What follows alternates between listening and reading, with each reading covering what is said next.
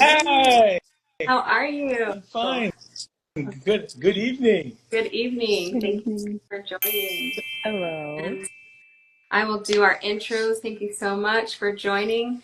I want to thank everyone for joining. It is season 4, episode 6 of Sister Soul Sessions. Tonight we are joined by myself, your host, Brittany. We have my lovely sister here. If you guys want to make your introductions. Absolutely. Do you want to go first, Debbie? I'm Debbie. I'm the social media um, manager. Yes, yes, ma'am. Yes, my And first hello, name. everybody. I'm your creative director, Brandy, but I go by B. Hi, Mike. How are you this evening? Hi, I'm doing fine. Thanks. And Uh, tonight we're joined tonight by Michael Jones of Mike's Vegan Fudge and Mike's Vegan Journey. I want to kind of shout out both pages.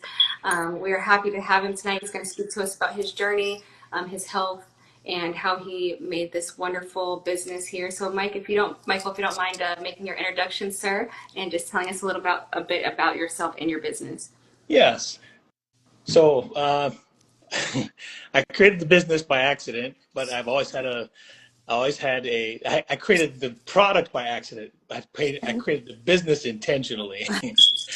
uh, so I am a 29-year teacher, retired, and always been an enthusiast for sports and nutrition.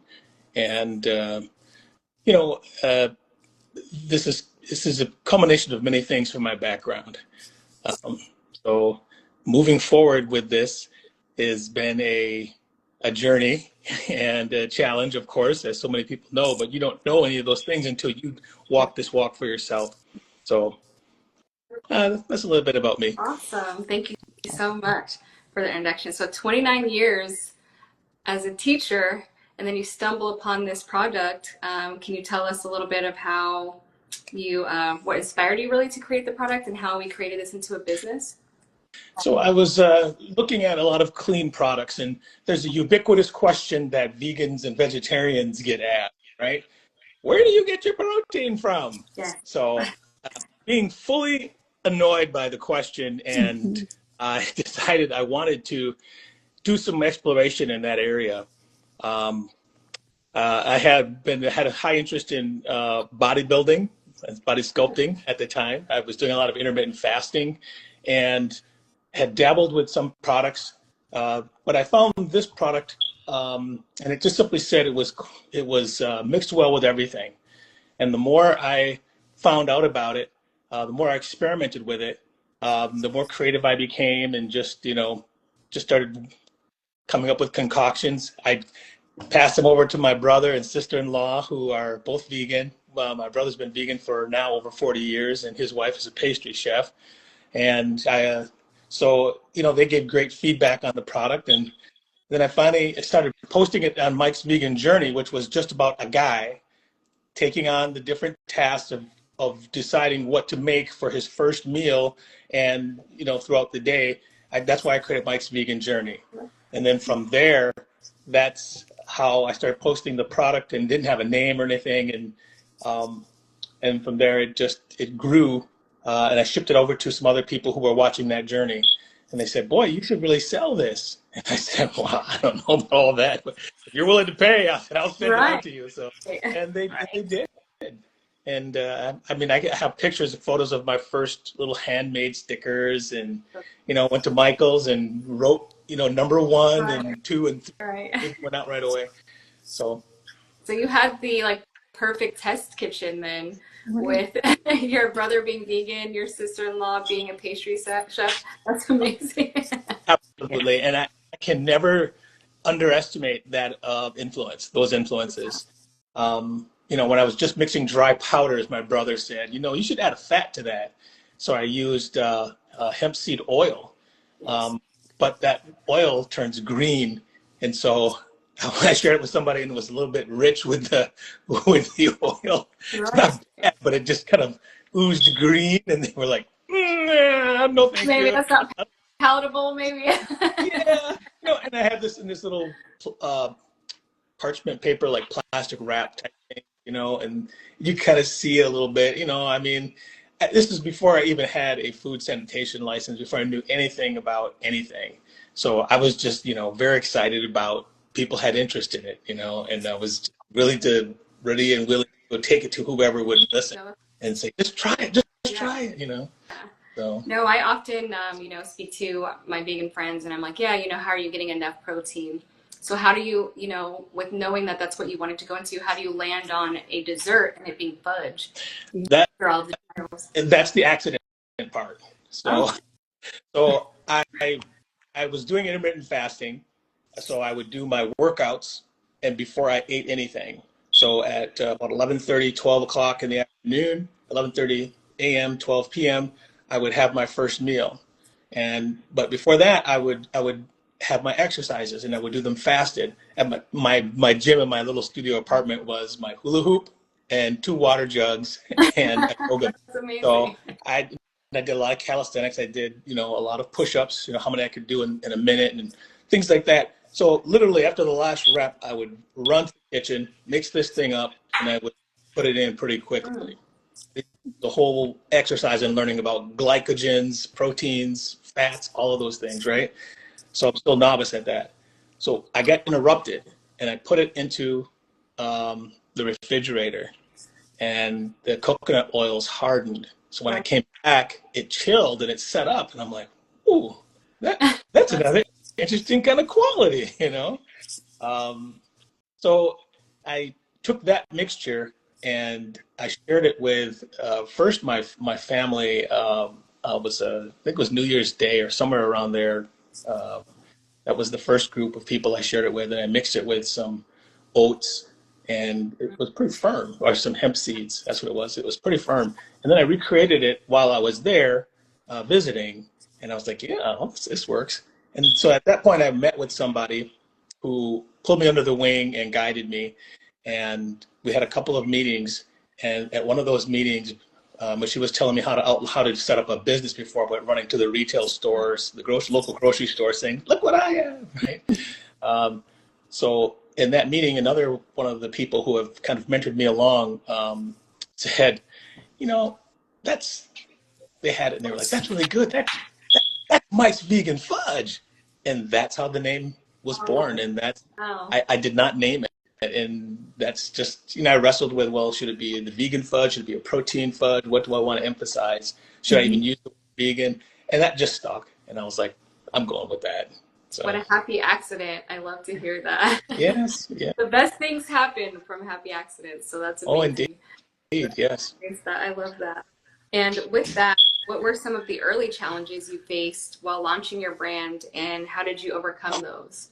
I think without having a food and sanitation background, and I remember very clearly shipping product, I had learned along the way that it needed to be chilled Right. and cool. So when it finally went to a place that was gracious enough to put it into their store, and came back and they said, I said it should last, at least, 3 weeks or somewhere in there, 2.5, 3 weeks. They said, no, these didn't last but a week. I'm like, what? The white spots on mold. I'm like, what? And I said, well, I guess we have to do something more. I didn't temperature test it or anything like that. It was just, so put it in their store. And what we found out was that it does work under refrigerated circumstances, but they had reach-in cooler from the customer side of the counter and a reach-in cooler from the back side because it was underneath the juice bar. So people could, and if sometimes people don't close those doors, then the Yeah. temperature fluctuates. So that at, warmer than 41 degrees and not steady. And that's when we realized that it needed to be frozen. So they were still gracious enough to keep the product. We just put it in their freezer section and moved it out of that compartment and put it in the refrigerated section. But then they ended up storing more of the product in their freezer, and then just the term is actually called slacking. They were able to slack some of Right. store it in the freezer and then slack the rest in the refrigerator and move it, mix it up. It needed to. So that really helped me and learning a lot about packaging and temperature, the time control and temperatures of sensitivities of foods. Right. Yeah. Yeah, no, that is a big thing to learn while they're already in store. So that's amazing that And I you want got to add, to. I do have my reserve safe sanitation. Yeah, right. Yeah. Quickly, you had to learn a few more things.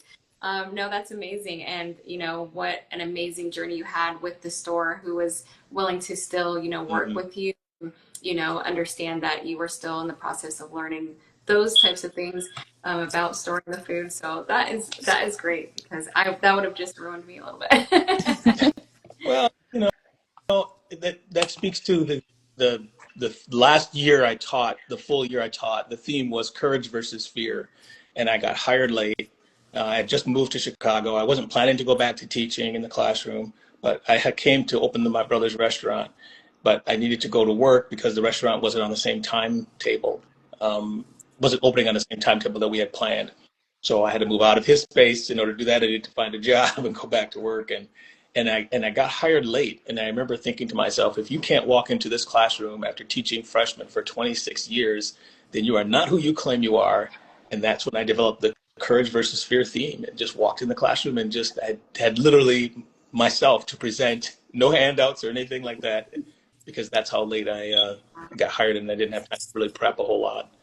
So, How was that so transition for you when you had to go back into work, kind of transition from a transition, really? right, With that courage versus fear, how do you then just say, hey, I'm going full in with the, Mike's Vegan Fudge from that transition? correct. That's amazing. Yeah. No, that's quite a journey there to start that. You were already going to No, help your I realized as a teacher that I said a lot of wise things. Well, I'm going to say they're wise words, things that I've accumulated over my journey that I've said to other people, particularly young people. I had to realize that those words had carried a lot more weight, or carried significant weight, so I had to use them for myself. And that's when I really, like, okay, you really did say these things. Now you actually are walking the walk of those things. And I would love to go back to the classroom and talk, not necessarily teach, but I would like to have this conversation with young people again, to just to reiterate, the journey is your journey is unique and your stories are unique. Like Maya Angelou said, the worst agony you can have is not telling your story. So, so thank you for bringing me on and having me. I want to make sure I thank you for No, that. thank you for Of sharing it with. course. No, it is quite a journey and something that really speaks to me directly, the fear versus courage or the courage versus fear, because every time you transition into something new, and especially believing in yourself, like you said, you have so many wise things to say to everyone else, but when it comes to waking up that day and believing, you know, and walking in that, that Yeah. is so amazing and such a triumph. So thank you so much for taking the time to share with us tonight. And on that, I know you said that you got to work with your brother a little bit on it. Your sister-in-law kind of tested it. How did the rest of your community, especially with you being a teacher, kind of react to you starting the business? Uh, it was a pretty interesting transition. I formed a nutrition club at the school before Okay. I exited, and being through that, it was a nice segue to. I didn't have the product formulated at that time, but I had the ideas of just wellness in my head. It was just simply wellness, focusing on wellness and introducing the vegan lifestyle at that time. And I was still doing a lot of intermittent fasting, but it wasn't necessarily like the children were not my test Right. ground for what became Mike's Vegan Fudge. Um, but from that group, I was able to stay in contact with a few students, and they came back and helped in the kitchen and in the large festivals. Um, those connections have continued to this day, actually. So I'm very happy about that. I absolutely love that. So you got to teach them a little bit about your health and the journey of, actually consuming these healthier fats and, all of that. And then now they're a part of the business. That is amazing. Yep. I love to hear that. Sorry, did you want to go, sis? I've been. No worries. So, Mike, I was going to ask, would you ever, or do you have a cookbook or recipes for your fudge, your vegan fudge? I I have many iterations, and if you go back on Mike's Vegan Journey, I haven't deleted any of them. Mhm. There's one. But he said, "Boy, that looks like a cow pasty." No. True, it did look like that. And I always remember I was a little bit embarrassed by that. But the turnaround, it just kind of one of the things that, okay, it's out there. People have their opinion. You just keep moving forward. But to answer your question directly, I do have recipes written down for a lot of the things that I was making at that time. And one of the things about Mike's Vegan Fudge now is that it is so versatile. Like I can make walnut fudge, but if I give you the basic jar, you can toast your own walnuts or just throw them in right now, and you can create whatever you choose because it's a spread. It can be heated up as a sauce to pour over your ice cream, plant-based or otherwise. I prefer you use plant-based. But I started posting more about the dipping of the fruits and the strawberries and things like that. And it's a complete versatile product that you can keep refrigerated, freeze, refreeze, melt. You can do all these different things with it. Add it to your smoothies, make granola bars, make your own protein products as you feel you need to. You could add oats, seeds, and grains, things to it. It's very, very versatile, and it's very fun to make. So It looks amazing too. It does. It looks like you made a lot of delicious things with your fudge on your page. I made some peanut caramel today. Did Oh, you? Ooh. yeah, but it is checked off on the list to start having the taste test. Yeah, I was gonna say I would love to try vegan caramels because that's one of my. It's nothing but sugar, so and just fat. So if you have a vegan version, bring that on out. Oh yeah, 3 ingredients. That was it.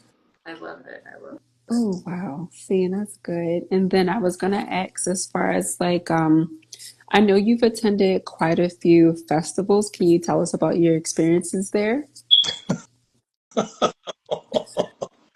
Wow. You want to talk about being nervous? Really? It just, people talk about that imposter syndrome, and Mm-hmm. I don't know, you understand it. I've been in a lot of places where it just feel like sometimes you don't belong. I'll just say it like that, whether you Okay. describe imposter syndrome or not. But you get into that headspace and it's like, what happened?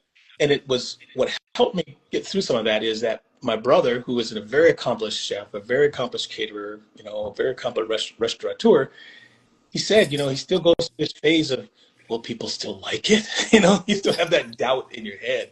And then it's like, once people have it, it's like, oh, okay. And it's akin to the first hit in football. And as a running back, you kind of get freaked out, that until you get that first real hit. And it's like, oh yeah, I got pads on. And then, okay, all right. Now it's the game. Now it's the strategy, in the flow. I'm going.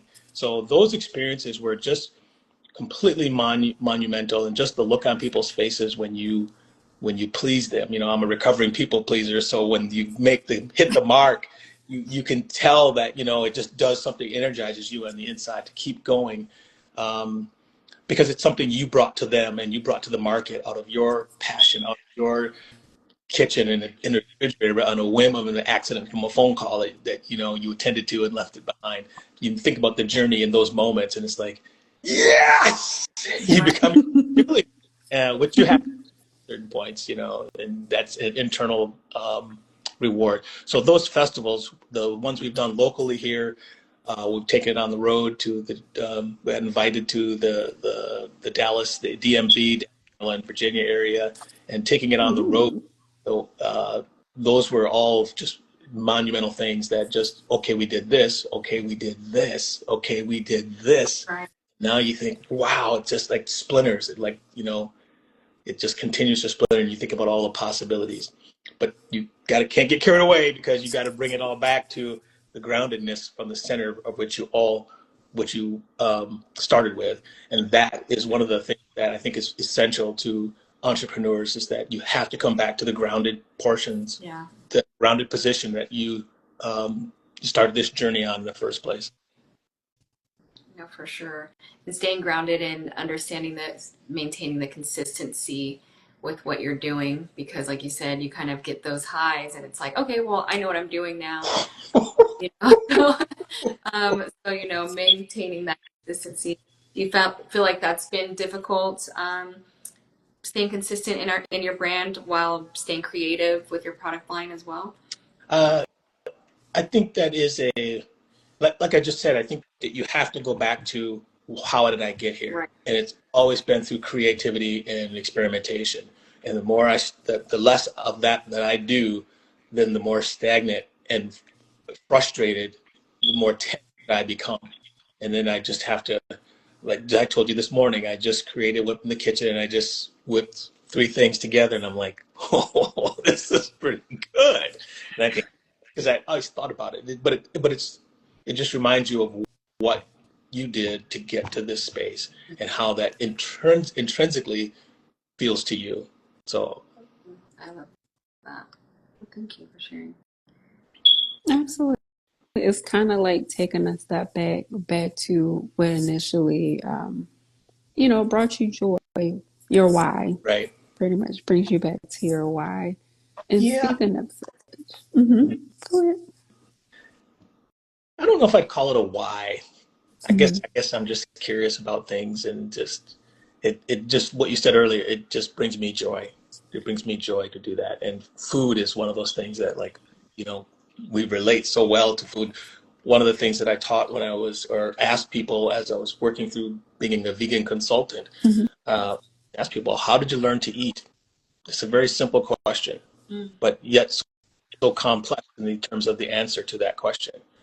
You know, so much is passed down to us just because that's the way my mom did it, or that's the way my dad did it, or that's the way Big Mama did it. You know, that's it. But how did you learn to eat? We eat for two reasons, taste and texture. And if you can solve those two things, whether they're vegan or not, you're going to go back to that item. Yeah. So the joy of feeling good when we eat is we conditioned ourselves to do that. So, and I'm an emotional guy, so I'm an emotional eater. I find a lot about yourself as a business owner, as an entrepreneur. You find out a lot about yourself. Mm-hmm. Yes, I'm an emotional eater. Well, yeah, like you said, I'm kind of emotional about everything. So understand I've gone up and down and have my ebbs and flows of eating clean or, just being emotional and enjoying, like you said, what I was brought up with and what brings me comfort. Right. So I love that you kind of melded the two, because like I said, I love sweets. So to understand, how you can make that a better choice in some area, I love that you were able to understand, how you learn to eat so that you can kind of transform what you've learned you should eat and meld those things together. So that's really important on staying healthy and eating clean and being vegan, because that's what's very difficult for me. Um, I, Well, I love butter. It's really not even meat, butter. uh, I when I was on this journey, I've had conversations with food scientists, food Mm-hmm. engineers, um, and what they told me was appalling. Yeah. What I learned about how they engineer food so that one of the potato chip brands Yeah. is, you can't stop eating them, that's designed, that's intentional. The hydrogenated oil is pumped with stuff so that you continue to eat it. And next thing you know, the half the bag is gone. And you're like, well, I'm halfway in, might as well just keep going, Exactly. you know? And I mean, I drive, I'm on the road a lot, and that I Mm-hmm. know that because I never had this opportunity before to go to a gas station and just, I'm hungry, I want something. Well, next thing you know, I'm, craving these chips and stuff, and I'm like, oh my gosh, I'm addicted. And I know this because of how clean I was eating before that, and I know now that my body definitely tells, and all of a sudden I'm getting pimples like a Right. teenager again, and all these different things are happening. Um, yeah, and I overcame when I was fasting. I overcame a sugar addiction. That was a big thing for me, and so that's why another reason why I don't use refined sugar in the product at all. The only sweeteners we will ever use are natural. We use maple syrup. No, a lot of people who are diabetic are concerned about fudge, and instantly they just get triggered because they think about grandma's Yeah. fudge. And Mm-hmm. our slogan is, "It's not grandma's fudge." It, but it's still, some people they don't get past it because they're diabetic, and instantly just saying the word fudge, their A1C spikes. This is a true story. I literally said, just want to try it, and they literally ran the other way. Oh my Well, husband God. and wife, they were hustling away from me, like, no, and Yeah. I'm like, just try it. Like, I promise this is a different. Yeah. No, that's amazing. Yeah, I didn't even think about, what the association is when they hear certain words or triggers, like I said, because I love sweets, but if I'm trying to get away from that, that would probably like, no, I can't eat any of that. And I would have to sit there and learn what your product is. So no, that's amazing that you, like I said, also took a word that may be scary for some, or like I said, a part of an addiction for me, and Right. made it something healthy and very clean. You asked me about problem solving earlier on, and that is one of the things that continues to be a problem. Yeah. That word, and I've talked about, should I think about renaming it to something else in the market so that it's definitely seen as a healthier option, because that fudge triggers people instantly into something else. But you just said you had to learn what the product is, and then Yeah. you're like, cool with it.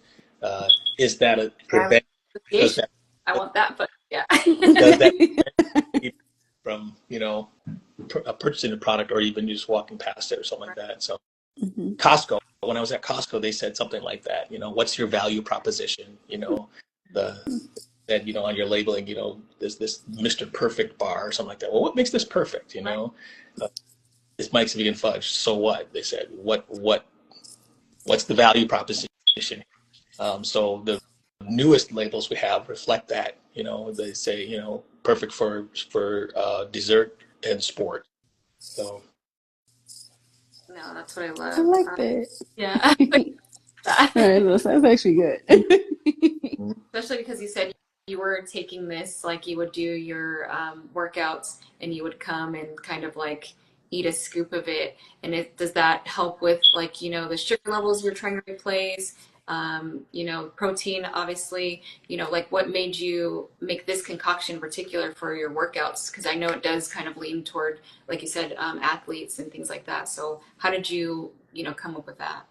So the recovery phase of the workout, and I would take it before sometimes too, but it really worked afterwards. And I was finding that because of the fat content, I was satiating myself, my craving. Then I found out that the hemp protein powder that I was using, this helps fight blood sugar spiking, Yeah. and it works against sugar cravings. So I was having, and just by accident, all these ingredients, because I had like I had more than 6 ingredients at some point, but what I ended honing it down to were very, very beneficial. And my nephew, who is a nurse who specifically works with diabetics, he said, you've got a great product here. Not only do you have protein, you've got fiber, and you've got all of your macros. And I didn't know anything about macros. I was just eating it to sustain myself, and literally trying to do this eat as minimally as I could. And I had certain rules that I set up. So I would have this sweetened, not too sweet, dark chocolate Yeah. mixture. Right. And then I would give myself rules like, okay, you can eat lettuce anytime you want to, and you can eat fruits anytime you want to, anytime during the day. And then you can also eat certain nuts anytime of the day, or a couple of those. And I found that I was like, I didn't miss carbs. It was this modified vegan keto type thing. And then then I found out that carbs are bad. Your body just needs to learn how to burn them, because they are good and beneficial for the brain. But what I found out was that your body will eat or consume. It will burn. It can only burn one energy source at a time. So if you put carbs and fat in the same sitting and expect only going to eat, it's only going to burn the carbs first, and it's going to store the fat. Okay, but if you take away the carbs and just simply add the protein, or add the fat and then the protein to that, it'll learn to burn. I learned that the body will burn fat if it's consuming fat. It no longer stores it because it's using it as an energy source. But if you bring the carbs back in with the fat, then it's going to store that fat again. So the carbs and the protein were good, but the carbs and the fat combination, that's the one that we get in trouble with. Which, if you think about what we eat that's fried, Yeah. a lot of things are fried. With that combination, this is why we have the proliferation of dialysis clinics in certain communities of people who look like us. Yeah, I was gonna say it with us. Yeah, You no, can see. that's interesting you said that because I'm thinking, I'm using a healthier fat or, I'm using avocado oil or peanut oil, and I'm not really thinking that actually burning that because yeah, you know, Yeah. the more you know, the more you learn. Yeah. Absolutely. And I learned a lot about, our coconut oil is cold pressed. Well, Yes. it comes naturally. It's not extracted uh, by hydrogenated, like a hydrogenated oil is, using hexane. Hexane is a Mhm. carcinogen, and a lot of vegetable oils, you don't naturally get it. You have to chemically extract it using hexane. That is a toxin to the body. And then when you heat it, it becomes even more, I believe, don't quote me on that, but when you heat it, it becomes even more toxic. So it's very important that you Mm. find your grape seed oil, which is squeezing the seeds, that the remnants, and the avocado oils, and even walnut oil. There's different types of oils that you can use that are natural and that maintain their integrity while you heat them. Um, but yeah, that was very important part of this process, which leads back to keeping the ingredients simple and clean. Yes. We will never com I will never compromise that. I make sure my equity partners fully understand that look, there's no way that we're going to do this. And there are a lot of places, stores now that are specialty that you don't even you if you have high fructose corn syrup in your ingredient, you're not coming into that store. Right. So those are the places that I want my product to be in, where there already is an exclusive list of ingredients. That's the great fit.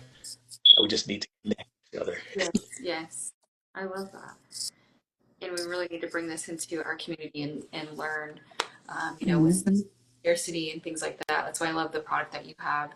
It is, simple ingredients, very clean. Like I said, will also, like I feel, help kind of curb those, like for someone like me, curb those cravings you have, so that you are able to transition because it is difficult. Like you said, you went through stages where you were just fasting and intermittent fasting. I even have issue with that. But if I have something where it's like, oh my gosh, I just need a scoop of, this Right, product, right. I feel like that's a great way to introduce those things to your body and, help you maintain that and sustain, the health part of it. Cause that's what makes it difficult for me for sure. Yeah. Yeah. All right, go ahead, B. Oh yeah, I was just gonna ask, would you ever consider mentoring other entrepreneurs since you do have a passion and a background with teaching? I think that's a good question. I'm a teacher, I'm a natural teacher. Hmm. So questions, I feel compelled to either draw you out more by asking more questions. What are you not asking good, better questions so that you can be drawn out for why you want to know something. I think that's just a natural part of me. You instantly asked me that, and my gut reaction was, "Oh my gosh, I don't know enough." Um, but but the same thing with sharing the journey. All I did was start posting the journey, and then people asked questions, and I shared my experience with certain things, and I never talked about it like a gospel. When I was consulting or actually looking to, hey, transition, and I said, look, I can any consultant, any consultant should be working so that they are no longer your consultant because you have become self-sufficient. Right. That's my Hmm. philosophy. It's like, look, it's creating self-long learners in the classroom. Same thing with consulting. I said we have to measure each other to see if we are a good fit. So mentoring is a lot like that. It's a matter of having questions and being available to somebody's questions. I think that's a better way to look at mentorship. Am I available to answer questions for people? Yes, I would like to do that. I would love to do that and ask them questions about, what's their objective? What is your goal? Is it overcoming addiction, as you pointed out, or is it, wellness? Do you want a certain score on your A1Cs, or, do you want to alleviate some type of pain or ailment? You know, those are the types of things that I have experienced on my journey that I feel confident that I can share. But everybody is so unique in their bodies, even though we all have red blood. It's still we all have our own idiosyncrasies and our own epigenetics that that create our being. So there's so many things that factor into that. No, for sure. No, I definitely appreciate you answering that, and that actually is a great point. I hope I answered Depends on what they want to know. You did. I did. It makes perfect sense. Okay. All right. So the answer to that is yes, yes, main yes. But as a mentor, I don't know. I don't have much space under my wings for anybody right now, but I do look for questions. That's awesome. And with, I know that you were stating with your social media, that's where people came to ask questions. What strategy helped you grow your business and brand presence on Instagram or social media to bring in those followers? I, I missed the first part of your Sure. question. Yeah. What strategies have helped you you grow your business and brand presence like on social media so far? Well, I wish I had an answer to that one because I'm still trying to figure that out, to be honest. Social media is I mean, I think Mike's vegan journey is just short of 1,000, or maybe it's just over 1,000. I think the fudge is just under that. And I've been to a few things, and it's like, I guess I don't want to force the issue. Um, I know that advertising does make a difference, and you can set them up to target the different audiences. I just haven't done that largely because I haven't been able to sustain the demand. I don't want to create a large demand and yeah. not be able to meet that demand. Right. But and part of that is the space we were working in. We could do that, but we could do that. I left the country, and a lot of different things happened. It was this timing of different things. But you know, TikTok is a new thing. There's this availability on that shop. And the one thing that holds me back, that actually is one of my fear things that speaks to me, is when I was creating these accounts, because I had hemp in my product, Yeah.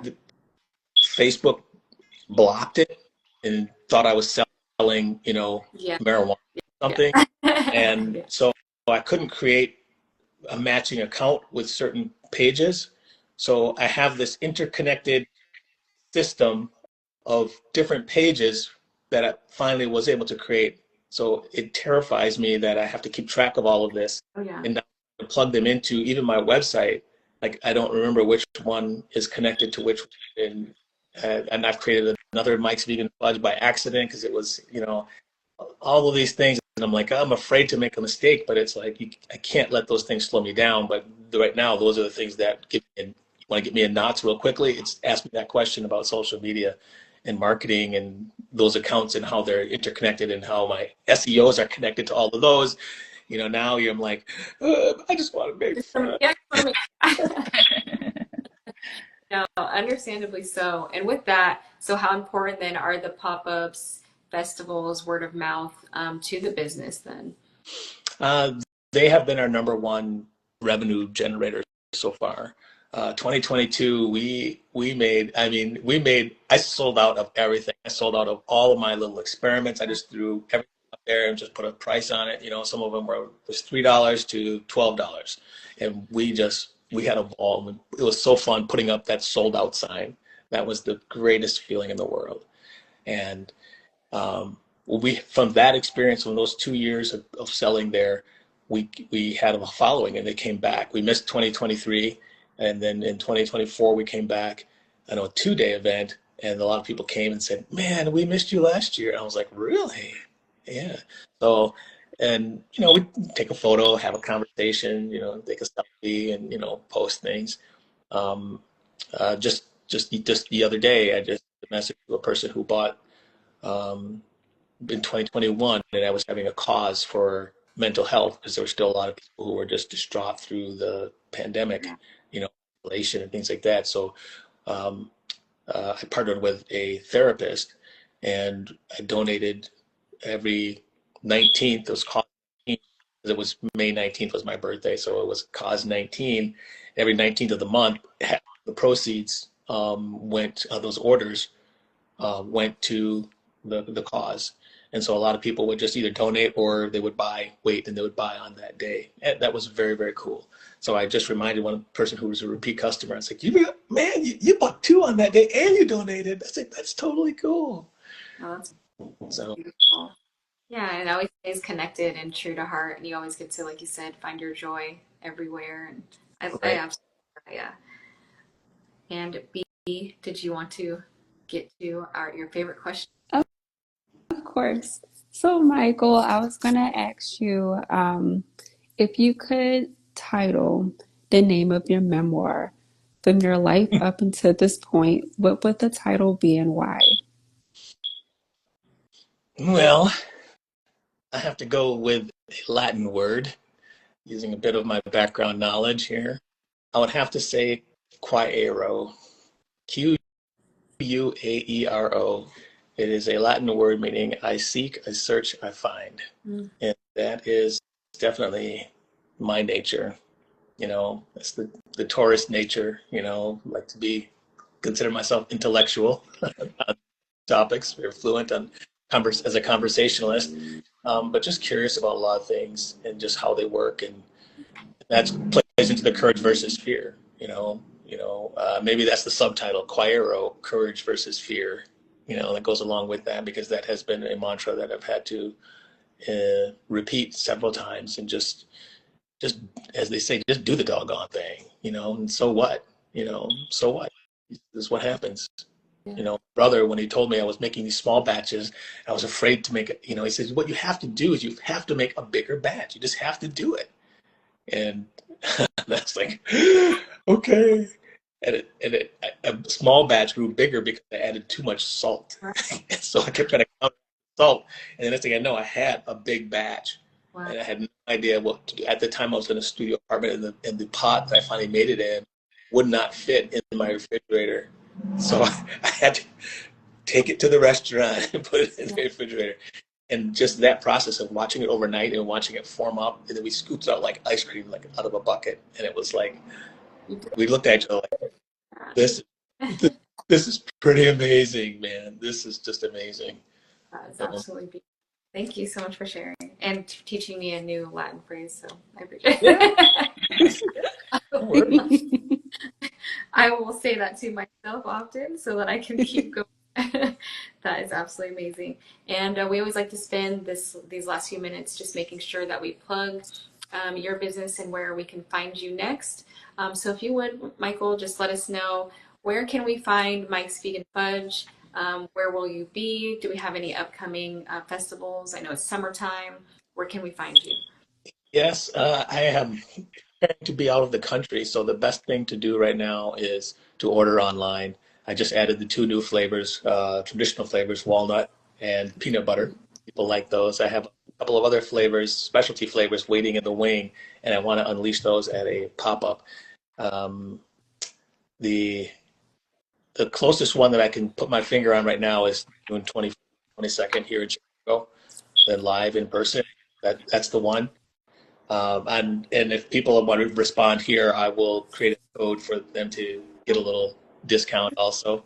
I forgot to share that with you earlier, just for having me on as a thank you, and just so I can track the orders of where they come from, because sales do matter. People ask, okay, can you go on Shark Tank, right? You should go on Shark Tank.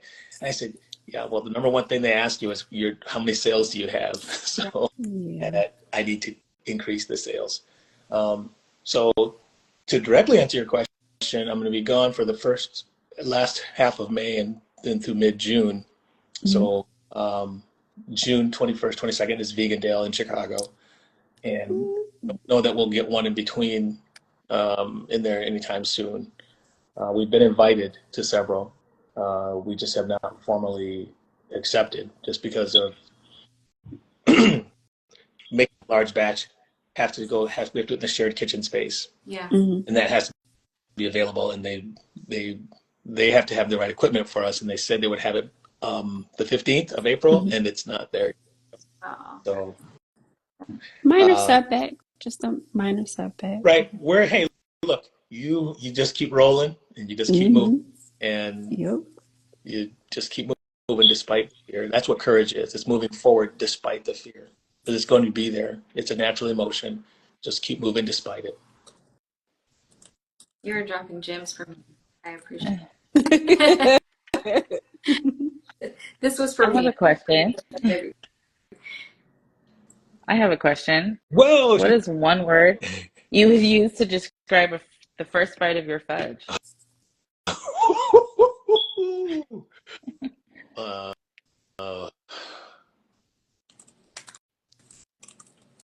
Rich. Rich. I like that. Rich. I was gonna say decadent, but it just in home, man. Home to me is like, oh, you made it. Oh, yeah. That's awesome. vegans, I stopped talking about it having protein in it because vegans were just happy to have fudge. And they're Yeah. for 7 years. And I couldn't even get the protein part out of my mouth. They were just like, oh, it's so good. I'm like, oh, okay. Here, okay, Yeah. here's more. Okay. No one to be, just make the sale, move on, You're like, Go. also, it's great. Okay. Thank you. It helps. Yeah. Awesome. Appreciate that. Yeah. And with that, we will close out our episode. Let Mr. Michael go. But again, please follow him at Mike's Vegan Fudge and Mike's Vegan Journey. Like you stated, if you're in the Chicago area or looking for, a vegan festival, especially in Chicago, the food there is just great anyway. Definitely you want to be at his event. We will be posting his products and hopefully getting that code because I would definitely like to try that. Like I said, Oh, yeah. definitely trying to my addiction to sugar. So I will be a person to definitely tell you guys how it is. So we will be posting those things as well if you guys want to close out for me. Yeah. Mike'sVeganFudge.com is where you'd want to go. You're directly to the website. And it ships. We may have to add some cooling elements to it to increase the shipping so that it gets to the quality, but it has been shipping very well. But with the warmer temperatures now, it probably want to make sure that I want to make sure that it gets to the place where it needs to. If we have to restrict our shipping, we'll do that, or demand, or put it next day air or something like that. So. Perfect. Well, thank you so very much, Mr. Jones. It was an absolute pleasure having you this evening. You really dropped gems and, definitely educated on new ways that we can indulge and still maintain a clean and healthy lifestyle. So I'm truly appreciated for your time tonight. It was a pleasure and it was an honor. Thank you so much. Thank you very much for having me. Thank you. Thank you so much for your time. And like my sister said, we definitely learned a lot. We learned a lot tonight. And we definitely just want to be sure we support you moving forward to get you closer to your goals. So we thank you. Thank you very much. Of course. And episode 6, season 4 of Sister Soul Sessions with Mr. Michael Jones. Thank you guys so much for tuning in tonight. We will see you again next week. Have a wonderful night. Bye.